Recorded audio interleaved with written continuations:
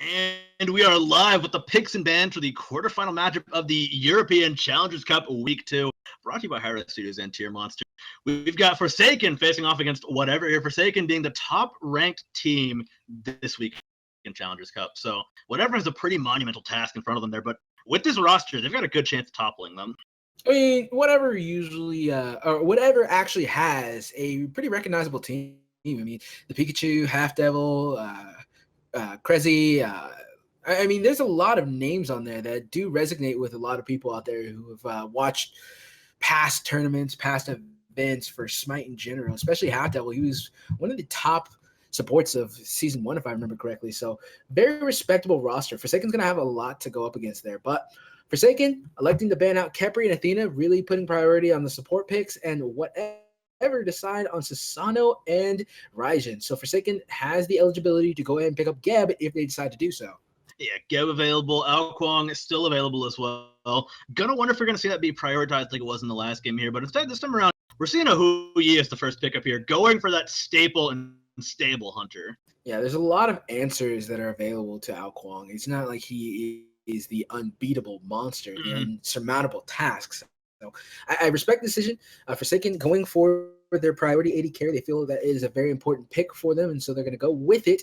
Meanwhile, whatever it decides on Janus and Sobek. So again, that pick style, pluck into a portal would be absolute deletion for anybody post 10-minute mark. And that's a really, really solid setup for Janus as well. Not just the portal. If you throw him around, keep him away from Janus, he can do any amounts of damage he wants without having to worry about using that portal defensively. Or the same thing goes to the ulti here. So all in all, a really solid combo for whatever the kicking's off. But Forsaken immediately going to respond with Kuang and a very solid Odin pickup here. So they've got a lot of combo and lockdown potential as well.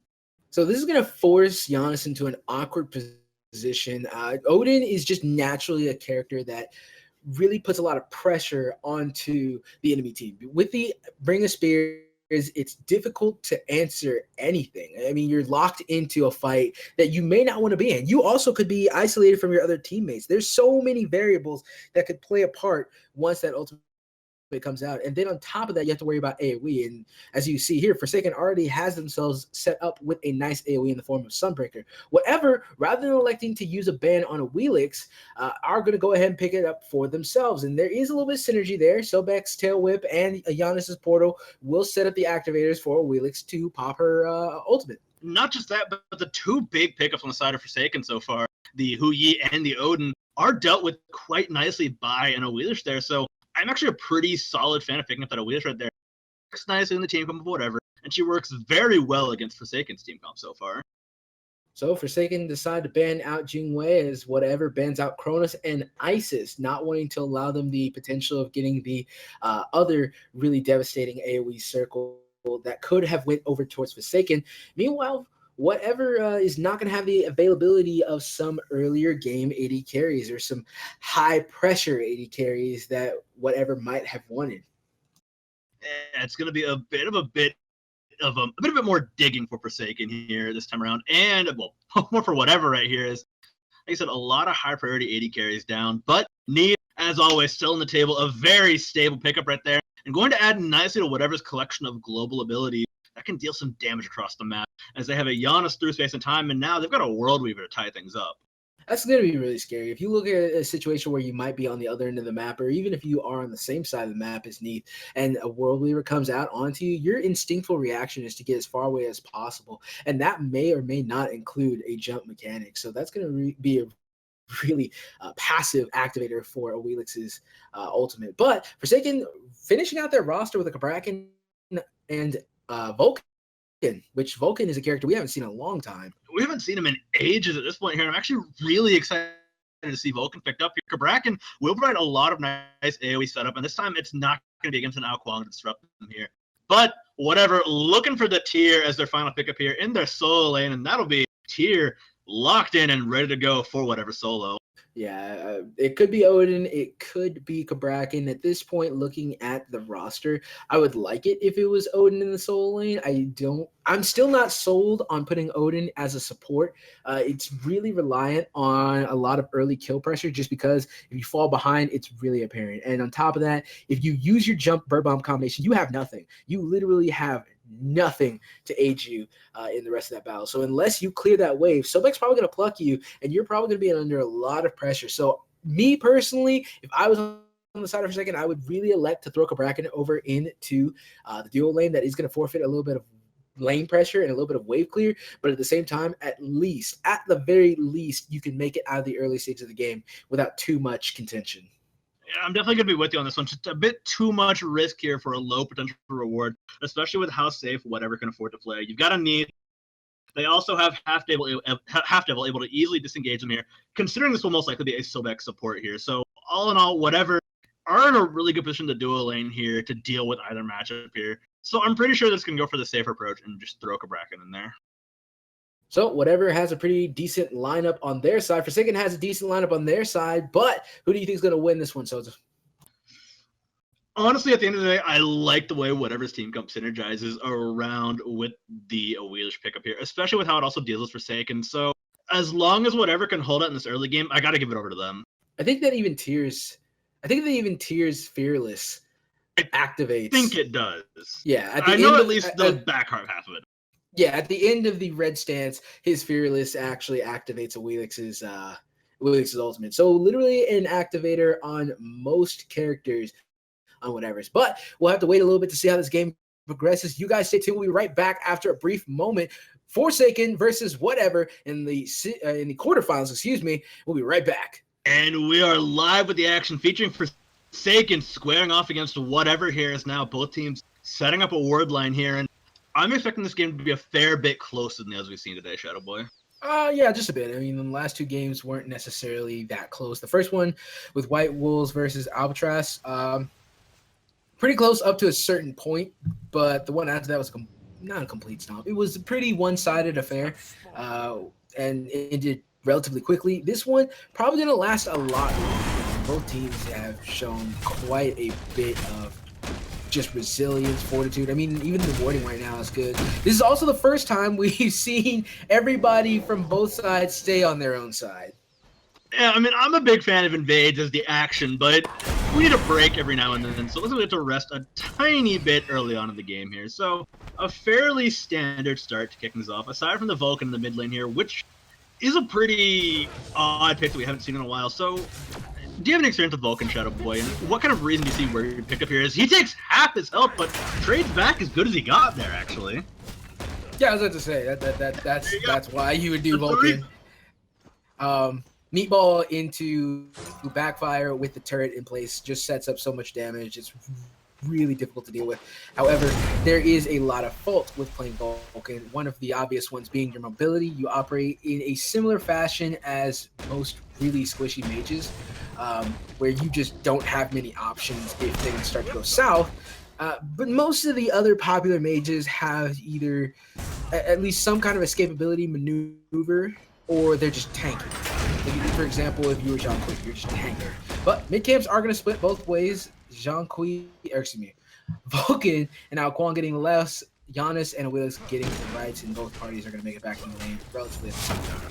Yeah, so it definitely looks like both teams are sitting pretty even right here. The one thing Vulcan does have over a couple of matches is damage, damage, damage, and more damage. Some of it can be fairly hard to land with the combo properly, but either way, Vulcan's delivering massive amounts of damage here, especially once it gets that Earthbreaker online and ready to fire. So we're going to have to watch out for that around level 5. Yeah, the one thing that he really excels at, like you mentioned, is damage. It's just the difficulty of landing it that becomes the issue. He might have a lot of setup to allow him to land it, but we'll have to wait and see. Meanwhile, over in the solo lane, you might actually see a dead Odin here soon. He's not clearing anywhere near as fast as the Tier, and Tier really just excels at lane presence. I mean, he's a character that I'm surprised isn't played more often sometimes. And Lopez is able to really just go ahead and freely just butcher and bully Moga right now. Any fight Moga tries to go for, is going to be difficult since he has to pick, does he want to harass Lopez or does he want to wave clear? Since Lopez is staying so incredibly aggressive onto his wave right here that it's going to be a difficult this is level 5. question. Yeah, it could be big here. Mogao under his tower. They could find a big pick here. Pikachu right in position, but he's already gone and waiting here. Leapt over the wall a bit early and showing presence but not finding anything. That was a prediction. There it is. There is the pull. There is the damage. World Weaver comes out, as well as the Janus ultimate. They really want to make something happen here. Odin Cage comes out, not going to really lock anyone in outside of tier. He's able to avoid the bird bomb, but over on the backside, Janus in a lot of trouble. Going to be taken up into the air. That's going to be a kill going from flying to safety as he flies right back down onto the tier, who is forced to use his ultimate just to get to safety. That's a 1-0 in favor of Forsaken as they take first blood. Literally, Odin Cage only trapped in one member. I have to say, that was an incredible Odin Cage there. Completely split, like, his team of whatever apart. Forsaken had free reign of the fight, could freely pick members apart as they had one member stuck on the fire lane. That might be a kill opportunity coming out for one way or the other as Jermaine gets dangerously low and Half Devil gets dangerously low. So dual lane going back and forth, a little bit unexpected. Yeah, there's no breaks to be had here, but the Odin Cage only trapped one member inside of it, but completely locked out the other two parts of whatever right there. So what was a 3 versus 3 quickly became a 1 versus 3 stomp fest on any target of their choosing right there for whatever. Yeah, and I really like the fact that they body blocked the Janus after he used his ultimate to get into the fight. They made sure to keep him locked in as long as possible so he didn't use that threshold to possibly speed his way away from a bad situation. He ended up still dying there. And giving the kill over to Kuang is really important. That's a big factor. It allowed him to get his magic shoes, which is going to give a lot of movement speed and magical power. He really wants to get those up and completed as soon as possible just to apply the pressure on anyone that might try to escape. And now Forsaken are going to have plenty of control over these buffs. The jungler's in a strong position here. The support rotating quite nicely right here, and Tin's able to stay safe and sound inside these fights right here. Despite getting caught up quite a little bit there, he's able to roll around a bit, dodge some shots, and slip out the right side of the Odin ultimate and stay alive here. Also landing a fairly sizable 3-man Earthbreaker in that fight, bringing everybody quite low and putting a bit of fear into whatever. But whatever being sneaky right now. Yeah, whatever he recognizes that they have a Gold Fury opportunity, a lot of people on the enemy side just back. They're going to go for it and be rewarded with a Gold Fury at a really early stage of the game, losing virtually nothing. In fact, they actually still might gain more. The only person that is forced to back after that aggressive call is the Sobek. So really smart monitoring of where the enemy team is and when they could possibly get back. Yeah, a very, very great call from it there, and that's just going to be the veteranship of Halfdale really showing through right there, assuming he is the shot caller for this team right now, and that is going to be a good start to this game, despite losing first blood, whatever. Now hold a fairly sizable 1,000 gold lead here. They've got a lot of opportunities to pull it back further. Forsaken likely are aware the gold free was taken once there's that big boost going the way of whatever when it comes to gold, so we're going to see them try to find something else here, but that's why you got to start looking for these early vision bits early on, as people can get very, very sneaky in these games. I mean, more so than just sneaky. That was just an outright, there's no way they could have got back in time. The only person who had something nearly usable as far as getting to that spot was the Odin, and even then he would be completely by himself trying to take on multiple members of whatever. So I don't even know if really they could have done anything. They just all backed at a really inconvenient time. And a fair point right there. Even with the knowledge, likely nothing could have happened there. So at the end of the day, whatever, gonna hold on to that one quite nicely here. Is now Forsaken looking for some way to just pull their way back in this one here. They're about 1,000 gold down, which early game is quite a nice number to have here, but the big difference is going to be XP right now, and that's also trending the way of whatever right here. Still fairly small, but they can build on that if they want to here. The hi-rez, Half Devil, and the Pikachu sitting in a good position to actually run away with something here. If they find a knockup, we can see the Pikachu running wild right here. Despite the first blood happening to Janus, he's actually a fair amount ahead of the opponent now. Part of that is Gold Fury, and part of that is about to be some kills if they can pull off something here on the Cabrakan. Sobek lurking in the waters, setting up the kill. World Weaver use as well. That's going to be given over to the Neith. Great job by Sobek popping the ultimate early to ensure that they got the kill onto the important person rather than just giving it over to Sobek. Doesn't need that kill. Give it over to Neith.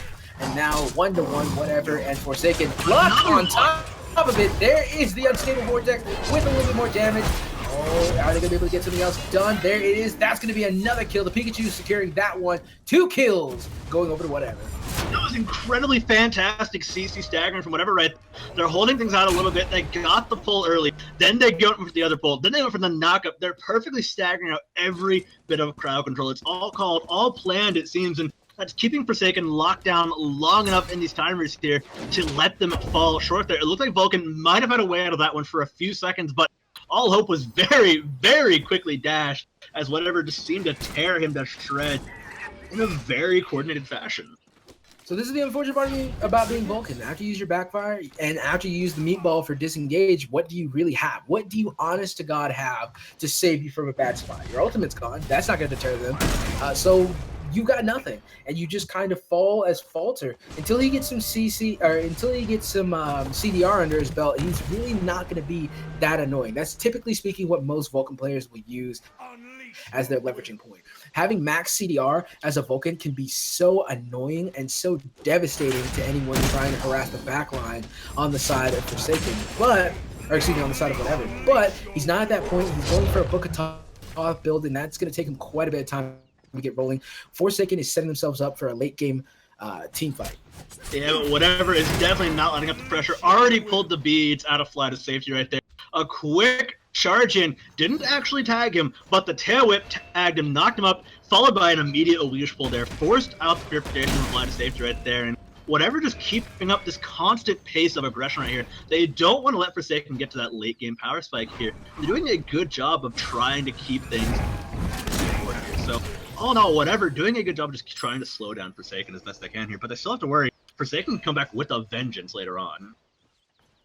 Over there, they solo lane a pretty hefty goal differential. Part of that goal fear, part of that just being tier outdoing the Odin player. They've maintained a pretty steady control over this fire giant camp. One of these small ways for you to take an advantage over your opposing solo laner if you already got him pushed to his tower and if you've already got minions pouring into it on top of that.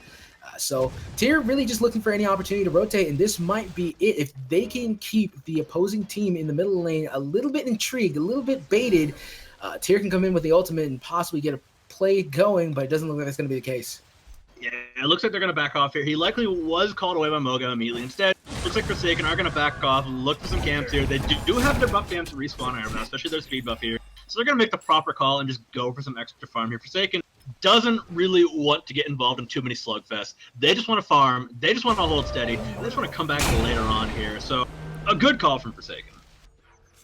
Meanwhile, the Go Fury control vision-wise is still in favor of whatever, which is, I think, one of the key marking points as to why they are able to keep up in this game so well. They did give up first blood, but because of that sneaky Gold Fury, or that well-planned Gold Fury, they were able to get a pretty good advantage on their opponents. And now you're looking at a 2k gold deficit in their favor, as Neith is doing quite a bit of damage onto the opposing Hou Yi. He actually has to be very careful. A couple more shots and a World Weaver would easily take him out. Yeah, we're putting that limit to how long you can stay. You can't afford to worry about it here. And now the members of whatever are closing in around Forsaken. They can't stick around as long as they want to around that gold here. They will manage to clear out the ward just in time there, but whatever, still putting up presence to force them away, and now whatever can look to gain control back over the gold fury pit, and they will do that quite handily. So an interesting approach by the Hou Yi after getting forced out of lane. He had the short bow. He didn't have enough to get the Ick which I'm assuming that is what he wanted to purchase. So he decided to start up another item as well, just stacking up that attack speed to ensure that he's getting something out of these backs. He's now sitting on 30% attack speed just for roughly 1,500 gold. And now, unfortunately, he's not where he wants to be here as the fight breaks out. Tactical actually getting bursted completely. Tin's going to be the one to secure that kill. Now Moga in deep, doing the zoning job right there. And now Forsaken in position for a free Gold Fury, but whatever, they're not going to let it go away for nothing right here. Lopez right around the corner here. Crazy, looking for his way in, looking to get into range damage here. hi-rez around the backside, we're going to see the fight break out, but Lopez getting absolutely shredded up in the air, goes out for as he gets the execute. We will see Moga get off a quick cage, dividing the fight right here. Portal going to be ridden by the Pikachu to safety for now. As now hi-rez needs to float back away from this fight here. Forsaken can't afford to go for the Gold Fury though, but they still get a nice kickoff there on whatever. The fight's not done yet though, as Pikachu so low, needs to run for dear life. Tin wants to keep looking for blood right here, but Crazy should be able to barely survive this one, sitting at about half health. The damage of Tins is starting to stack up and rack up quite a bit. I really like the fact that whatever always recognizes that they have a kill opportunity. They have some kind of opportunity to make a big play happen. They sacrificed a tier, a little unfortunate, but in response, they were able to protect the Gold Fury. That is what's really important at this stage of the game. You don't want to give up unnecessary gold advantages to your opponent when you don't have to. If you can just give over one kill and give an assist over to all the enemy team, that is far less than what they would have gained if they had gotten that Gold Fury. And then they probably would have transitioned into some kills after the fact.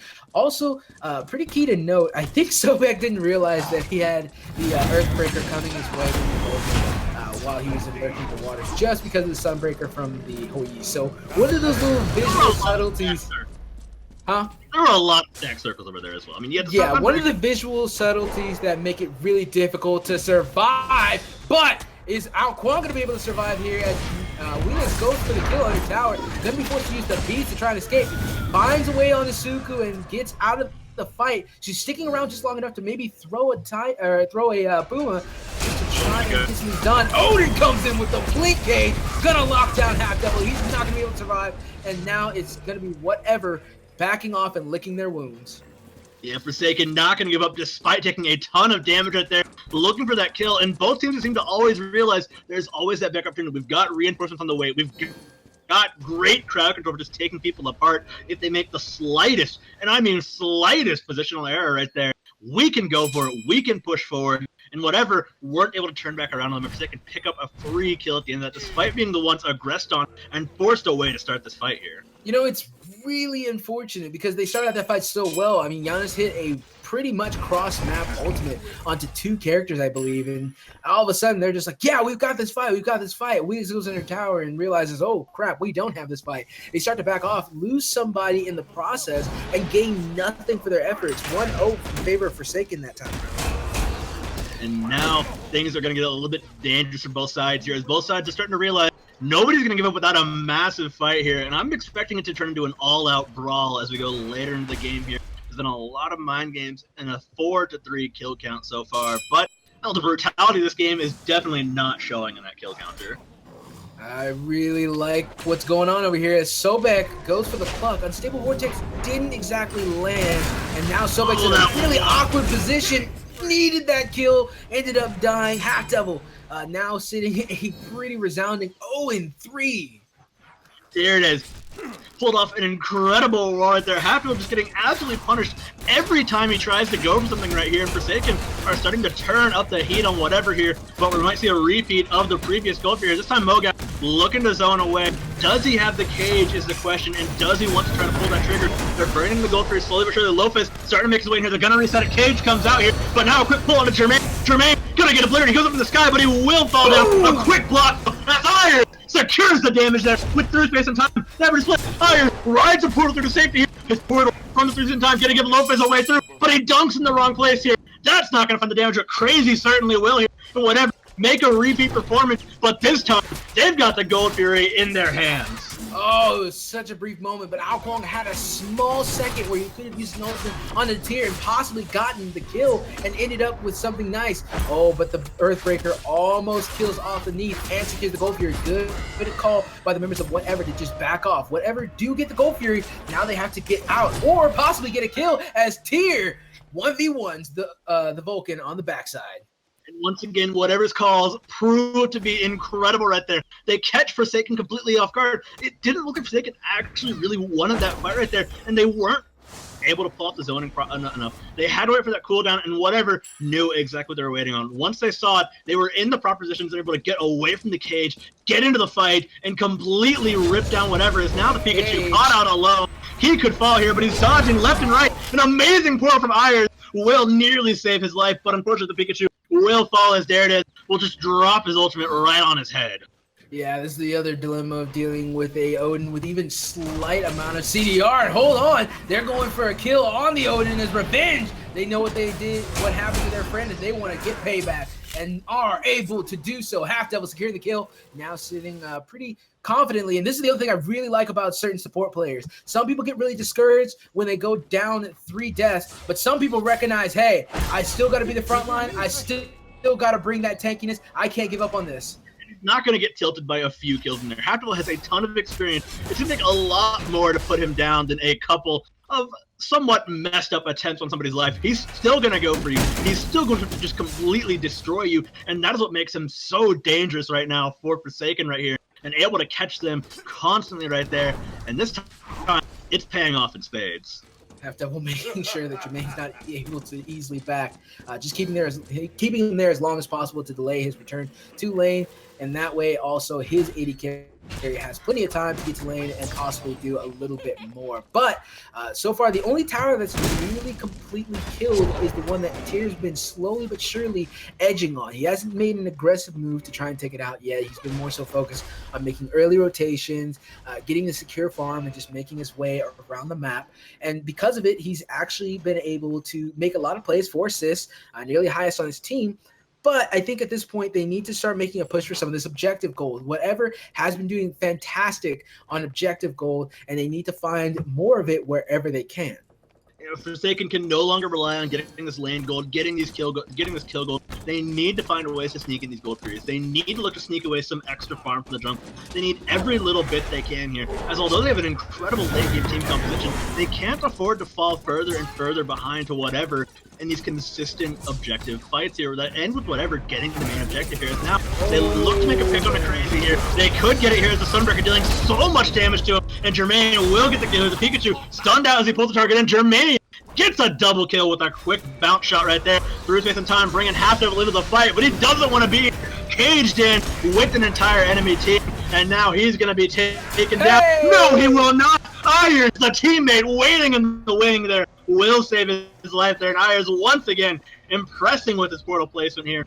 But Forsake, they smell objective blood in the water. They're going straight for a tower with this advantage. Ooh, you gotta think Halfdivil was sitting there, wrote himself off as dead, and then all of a sudden, portal to safety. He was like, "Hey man, come on, I got you." He's like, "Hey, I love you, Janus."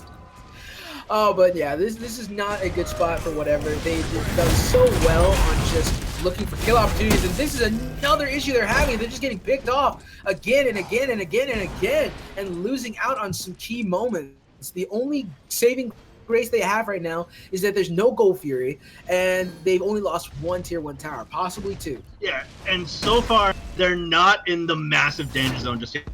They still hold the lead, but Forsaken are showing they are not to be trifled with. But Halfdivil wants to send a similar message back to Daredez right there. Daredez will turn and stun. He's knocked up by Awilix right there, but they don't want to pursue the fight. They're not sure right there, and he did have his pull, but he didn't want to use it on the tank right there. Want to risk it here as Ayers actually might find his counterpart and take him down here. Will dodge away from the stun. There's so many portals through space and time, and the actual portal itself that Ayers has a lot of avenues to safety. And whatever, going to escape, only losing low phase at the end of the day. Tier 1 tower within the soul lane, hanging on by a thread. Minions still pushing that one, and this wave actually is about to push in as well, since the whole front side of the preceding wave is already damaged from a couple that were already remainder, and tier 1 over the middle lane is going to go down as well. This is the objective goal we were talking about earlier, and this is the kind of play that I think whatever is realizing they need to start making to make sure that they maintain a lead, and then make smart picks against their enemy team when they find them. And right now it's going to be turning into a tempo battle. Both teams trying to set the pace here, but so far, whatever has been able to grab back control whenever Forsaken tries to steal away here.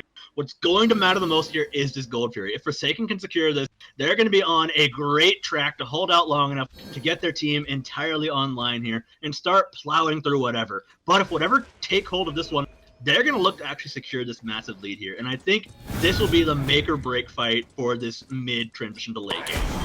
So looking over at Janus, big playmaker for the team right now in terms of whatever.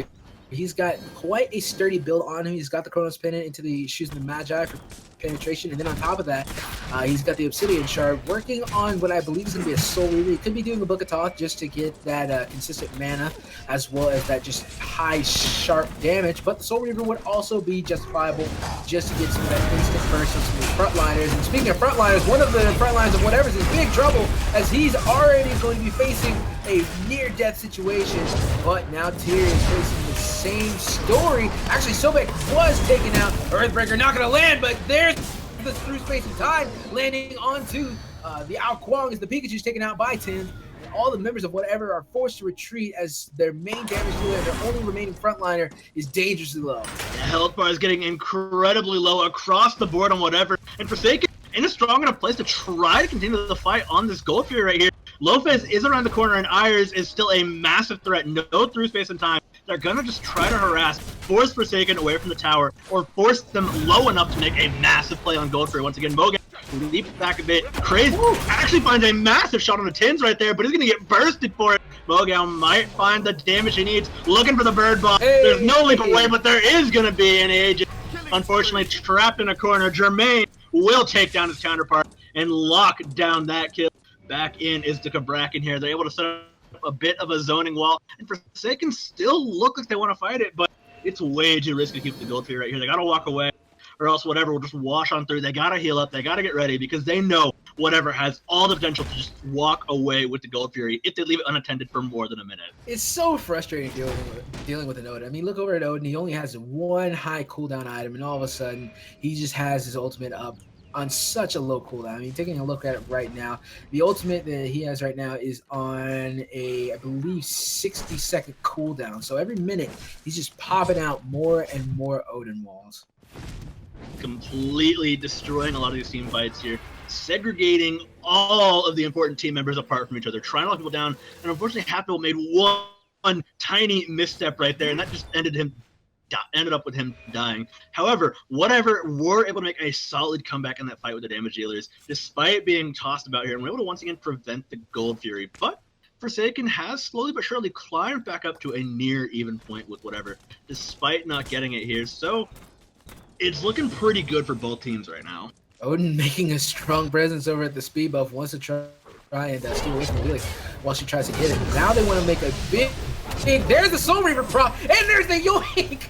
At the same time, the bait was good right here. Crazy could make an attempt here, but Gold Fury is going to be secured by Forsaken. So close for hi-rez, but the full rotation coming through. Daredevil might need to be sacrificed here as now Half Devil has a massive slow coming through. We'll see a dodge away from the Hui with the dive bomb. Half Devil gonna get executed right there. As now Fly to Safe will look for a place to land. Lopez is gonna take down Jermaine, but instead they're going straight for the Pikachu. Another kill for Lopez. Now Fly to Safe looking down onto him right there as they're going to look to try to lock down Lopez. One slow, one shield might hold on long enough, but a quick shot from Kuang later will lead to the technical triple for him, as Kuang going to be huge this fight right now, but everyone Forsaken, except for him, looking incredibly low on health. Ooh, that sounded like some frustration pains. Looking over at Neith, she's full health, full mana, and then you look over at the other end of the map, and Tyrion members, Tyrion Sobek actually almost got another kill on top of the one that they already secured onto the Vulcan. I mean, that's one of those situations where if you were in a ranked game, you would be absolutely livid staring at your AD carry who is full health, full mana.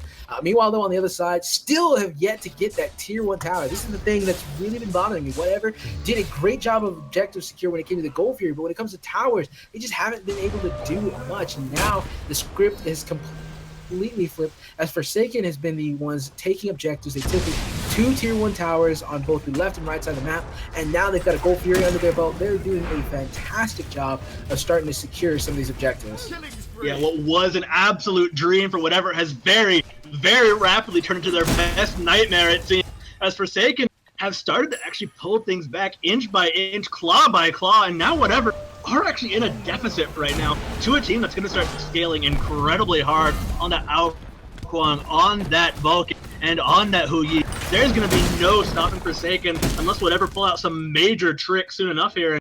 They're in a lot of danger now. Yeah, and there's another tower taken out. Last tier 1 tower on the map for the side of for whatever. So Forsaken doing a great job. They only have a couple more objectives really to take away from whatever before I don't think whatever can really respond. And with Vulcan holding on to a Earthbreaker here soon, I believe he's got he's got 13 seconds on that ultimate. They're just waiting on that to make a big move. In fact, they might even be trying to bait out the Sobek, but instead they're going to disengage and completely retreat and start to secure some of these buffs. Yeah, they've got all the buffs online. They've got a lot of power sitting in their jungle. They're going to back off. They're going to make a smart choice. They're going to go ahead and take advantage of that power. far they've been able to. If you've got a lead, it can only get better if you take your own buffs, and even better if you can take the enemies, but those aren't quite available right now. So Forsaken putting themselves in a solid position of power right here, but whatever. They're not going to go without a fight here. They're looking to maybe try to bait something out here, as Halfdevil will lunge forward for the fight here, but Mogao is able to dodge away, and Daredevil not going to get tagged either here. Whatever needs to back away from this Fire Giant, and that they will. That was another cheeky play out of them. They saw a lot of members of Forsaken back, so they wanted to make a play on Fire Giant. But Forsaken, credit to them, learning from their past mistakes, let Odin stay back so that they can make sure that no big objective, that's a really crippling one, was taken away from the members of Forsaken. So credit to them learning from past experience. And that's what these games are all about. You have to adapt. You have to plan around this. And that's what we're starting to see as we get into this higher and higher level of play here. Teams are able to adapt to the situation and start taking advantage of it here. It's not as big as you see in a between game, like in a between series adaptation, but in-game adaptations are incredibly important. And I am happy to see that from Forsaken here. But I definitely want to see how whatever starts to respond to this here, as the ball's in their court on how to adapt now. Forsaken doing a pretty good job of getting the key characters nice and fed. 7-2 out Kuang. He just finished up the Soul Reaver, now looking to sell his Bumba's mask soon and possibly get a Rod of Tahuti, I imagine. It could also turn into a Wing Blade, depending on how he views the threats on the side of whatever and how badly he wants to get some movement speed. But there it is. They're going to isolate their attention onto the Sobek, and poor Sobek is going to get deleted instantly. Odin, not going to be long before he has that ultimate up again, so they have no reservations in holding on to that. Speaking of Odin, he actually just finished off the Mantle of Discord, so finishing off his CDR and getting a nice bulkiness to him. They are really setting up to start putting the grind onto this team of whatever. Yeah, it's absolute confidence from now, and the pressure has moved from 9 to 10 here, and it's about to hit that 11th hour for whatever here. As now they're in a bit of a dire spot here. If Fire Giant gets taken, it could be a complete disaster for them. And Forsaken will secure it here. They're looking for another pick. hi-rez does have the Purification running. He's looking for a way out with the 3-3 time. That was 3-3 time, not Purification. He's going to be out the backside and safe and sound with no help, but he's in a bad position to contribute to this fight here, so he has to leave right now. Lopez pushed a little bit, but not quite out of this one yet. Herald's going to back away, give up this tower. They can't quite hold any outer tower now, and they're going to be drawn back to the Phoenix. So they must draw a line in the sand. 30 minutes in, 17-10. Forsaken hold a 5,000 gold lead on whatever, and things went from looking amazing to dire for whatever. Well, Forsaken has just done exactly what they need to do. This game is a game of objective control, and getting the smart trades. And so far, whatever had some good trades, had some smart plays, but it really only revolved around the Gold Fury and a couple of kills here and there. It didn't actually transition over to taking the big objectives that are necessary for maintaining map presence, dominance, gold advantage, experience lead. You know, those kind of things start to add up. And so now when you see the 6K deficit, which mind you is not a lot, it's still a hard-earned one on the side of Forsaken because they put the grinder to this enemy team, and because now they started to put the focus on some of the places that they can win a fight. Use your low cooldown ability on some of these harder targets to kill, and it breaks down completely the ability for the opponents to fight back. Every time they invest so much into Sobek, it looks a little weird, but at the same time, what do they invest in? An Earthbreaker and an Odin Ring Spirit. Earthbreaker, not that high of a cooldown, really, realistically speaking, or excuse me, not Earthbreaker, Sunbreaker, which is on a 90-second cooldown, not that huge, and then Odin's, which is on even lower. And it's not a lot of resources invested for such a key target for whatever right there. That's going to be one of their main forms of engagement there. It actually set up the Pikachu so many times earlier this game, and now that they've lost that setup, we're definitely seeing whatever start to falter a little bit. So very solid play from Forsaken, and also good knowledge of their power spikes to know that this is the late game. This is where they absolutely rule. And having gotten that advantage transitioning into this late game, they're in an almost unstoppable position, unfortunately, as now whatever, they're on the back foot and they've got to find some kind of answer. So they're just poking and prodding, looking for some kind of opportunity. With Fire Giant regening them, they have every opportunity to do so. Tear Blink into a Fearless, and it's not actually going to set up that much. Meanwhile, Odin Ring of Spears is going to isolate only the Sobek, I believe. And there's the pull from Awilix. But with Odin using that bird bomb to heal back up slightly, this is still a fight in their favor. Forsaken just waiting for them to reach in. And unfortunately, whatever, have to send people back to make sure that they're healed up and ready for another engagement. And none of the damage that whatever it did here is going to stick, as Jermaine going to start putting a little bit of pressure onto this Phoenix here. All they have to do is just poke it down slowly for sure. They got plenty of time left, but Lopez is going to force the issue. Unfortunately for him, he's going to get absolutely executed. Fly to safety, goes midair, and he's about to fly right into the danger zone here. Mogao incredibly low, but Jermaine able to obliterate Half Devil, as we will see a quick dragon come for a landing right there. Fly to safety. Finishes off another one. 2 down, 4 for whatever right here. Is Forsaken stand 5 strong, and they will get that 5th member back with Teleporter. Mogao able to tank up that Phoenix. They're going to get 2 for sure right here, as now whatever looking to try to find some kind of pick, but it's going to be hard to pick anybody out of this 5-man Fire Giant squad here. And on top of that, with Mogao coming back after eating up so much damage just with a cheap teleport, it's so crippling. I mean, this is, again, the power of Fire Giant, especially when you use your Soul Layer to this full effectiveness. Throw him in there. Let him eat up all this damage. He's got Bird Bomb. He's got Unrelenting, Mantle of Discord. He's got, Void Shield, Breastplate of Valor. I mean, he's got so much health and defenses that, yeah, let him eat it all up and then teleport right back in. It makes it so much easier for you to lay siege to a lot of these Phoenixes because you can use your Soul Laner as cannon fodder. This is why characters like Odin are so disgustingly annoying. And there really isn't a whole lot you can do right there, especially with the way that how Forsaken is playing around right here. And now, well, whatever, down on their final stand. Last standing man is the Titan in their base here. And statistically, this is most likely the final nail in the coffin here. I think I can count on one hand the amount of teams that have come back from a 3 Phoenix deficit in the entire history of competitive slaying. I've only seen like once in my history of casting, but that's just one hand. It's such a rare occurrence because you have to overcome so many deficits, and then on top of that, you have to depend on the enemy team to make a huge mistake. Because realistically speaking, all the enemy team has to do is make sure that the Fire Mains are pushed up, and then when Fire Giant comes up, grab it, look for a mistake from the enemy team, and press forward. And every time a Phoenix comes up, the enemy team has to try and make a play to defend it. They have to. They cannot permanently sit in their own base. That's not how you win. You will never win with a plan like that. So they have to make a defense on the Phoenix. If fire creeps are still pouring in on the backside, you're going to have a mismatch somewhere at some point in time. It's just so difficult. You're basically depending on one person to take on 2 people or more just to try and come back in that fight. And unfortunately, there's just so much stacked against you, especially now that the Fire Giant is in the hands of Forsaken. It's going to take a miracle for whatever to pull themselves back in here, but, well, there's the final Hail Mary to see if something can happen here. They're standing in their base, massed around the Titan here, ready to put up one final line of defense. They're not going to go without a fight here, but Fly to save was ready for that fight here. He will obliterate Iris, and Crazy sent reeling back into the fountain here. We're going to see an Earthquake completely dividing the fight here. Sand goes to the cave. But they're all running away from the Titan here. Lopez doing a good job of pulling away some pressure here, buying some extra time for whatever is Crazy. We'll buy a bit more here. Now Dared is being tossed around, pulled into the fountain, but the Pikachu tossed back. This could be what they need here. He sits into the fountain. Crazy gets the double. They might have bought just enough time here, but the Titan still falling low. They will send Forsaken, push back a little bit here. They still want to find a way, and as Jermaine completely obliterates Tap them right off to the Titan. And finally, they found the entrance they need. Forsaken will pull down whatever at 36 minutes in after a slugfest of a game. The rank 1 team will push on through to the semifinals.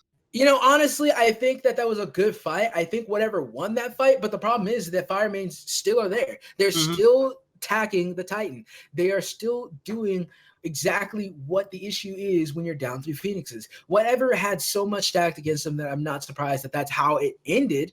But I think that there was a lot of factors that led up to them not winning this game, because at the start of the game, we just thought that, hey, this is a done deal. Not done deal, but this is going to be such a tight matchup. I mean, whatever had a really good team comp for picking off people, for early rotations, for early game dominance, and it just never kind of stuck together all around. There was a couple of moments where half double would go in. There's a little miscommunication or maybe a missed skill shot from Janus, or there's a couple of moments where maybe they were looking for a bit more out of the Pikachu than they got at the moment. They had some good calls, but I think that they faltered a little bit on forcing the issue in certain places. It's one of those teams where I'm actually really, really interested in seeing a rematch between these two at some point in the future. Whatever, like you said, made some mistakes, but they're very fixable mistakes here. A little bit more communication here and there, a few more scrims, lock down those issues and focus on them. And you can very easily see them becoming one of the top 8 teams of the EU Challengers Cup here, especially against Forsaken. So this is a match I really can't wait to see again in the future, honestly. Well, we're going to go ahead and get to see the next match, which should be just as exciting as this one, as it possibly will be the quarterfinals. Depends on what our admins are telling us here soon. So we'll get all set up here in a moment. You guys stay tuned. Thank you again for coming out to watch this week's European Spring Challenger Cup series. It's been a heck of a ride so far, and hopefully it finishes out just as strong. Stay tuned. We'll be right back.